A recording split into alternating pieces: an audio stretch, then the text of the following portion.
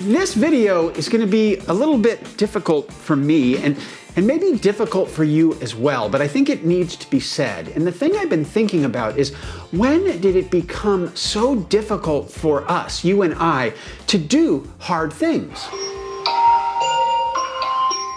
When I think about my life, I have done so many hard things, from learning to walk, to my parents' divorce, to making my way through school, my first, second, third jobs, getting married, having children. None of these things were easy, yet somehow I did them all. And with all of the hard things that we have done, you and I, why is it when it comes to health and fitness, we just can't seem to get it done, even though the benefits are so flippin' huge? We all want to lose the belly fat. We want that one quick workout that's going to get it done. We want to be fit and healthy and frickin' awesome. And we think it's going to be easy. And we think it's going to be easy because everyone out there telling us, trying to get money out of our pockets to get on board with their plan, they're telling us it's going to be easy. Look, being healthier and being more fit doesn't have to be hard, but it's going to be hard at first. Is there some magic formula, something behind door number 2, some ancient secret that is going to unlock all of this and make it easier?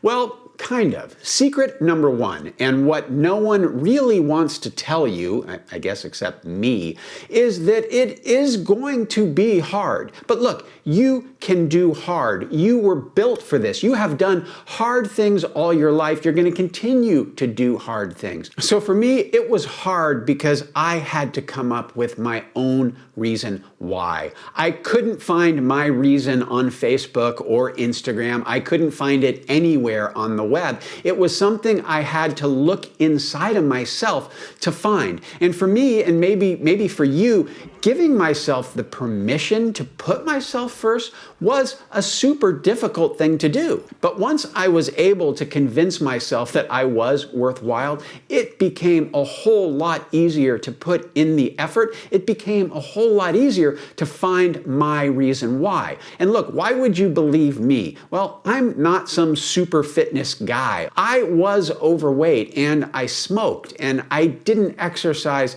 a whole lot. I've had a hip replacement. I have arthritis in my knees. But does that mean I'm going to stop because things are hard? No. What that means is I'm going to double down on the effort. I'm going to go hard to take better care of my brain and my body, because I want to live the most active and robust and fulfilling life I can until the bitter end.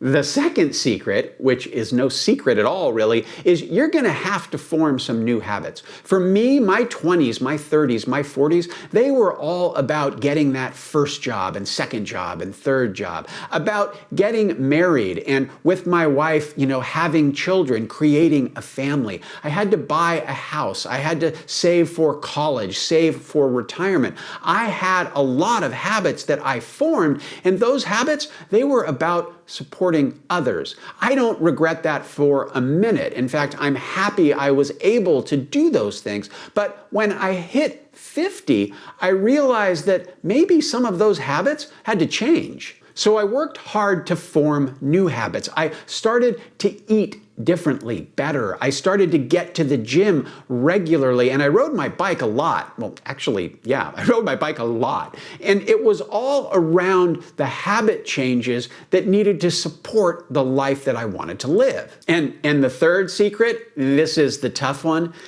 parts of this journey, parts of becoming healthier and more fit, should always remain hard. Look, if you're gonna go to the gym, sometimes you need to lift the heavy weights and get sore. Or if you're going to ride your bike, you need to do it hard. Or if you're gonna climb a hill, you need to sweat and maybe be a little bit sore the next day. For us to make the gains that we want to make, for us to become more healthy and more fit, we have to push our bodies. And sometimes that means pushing them into the discomfort discomfort zone. You can have that extra helping at dinner or maybe fake your way through it at the gym, but eventually you're going to have to go up and over that hill, because by going up and over that hill, that's going to stress you, and it's going to stress you in a way that might be uncomfortable, but ultimately is going to be really good for you. Now, don't get carried away. Make sure you've seen your doctor and you're ready to do this.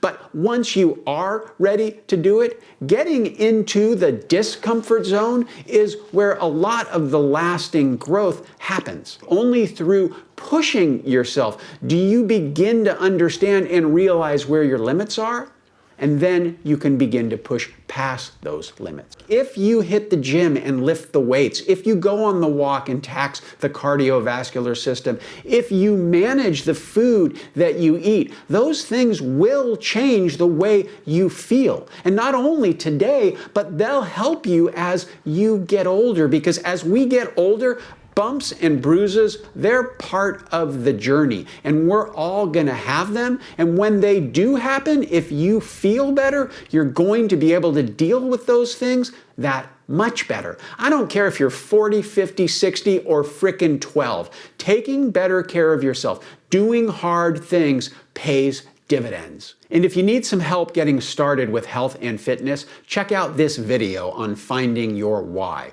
Once you find your why, it makes it that much easier to get started and stay with a health and fitness plan.